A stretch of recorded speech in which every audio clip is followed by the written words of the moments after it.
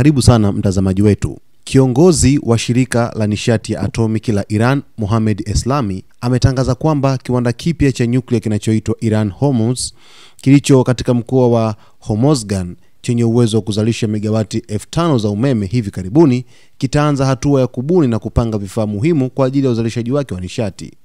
Eslami amesema mradi huu ni hatua muhimu kwa Iran katika kufanikisha malengo yake kimkakati ya sekta ya nyuklia yaliyoainishwa katika hati ya kimkakati ya sekta ya nyuklia ya Iran.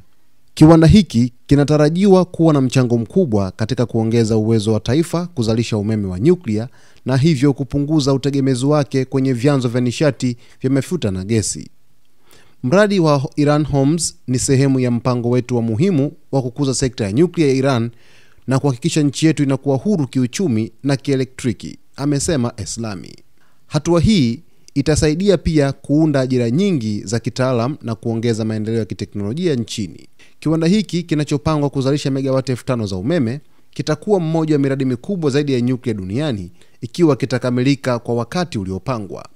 Wataalamu wa nyuklia nchini Iran wanasema kuwa hatua ya kubuni na kupanga vifaa ni kipengele muhimu kabla ya kuanza ujenzi wa kimwili wa kiwanda.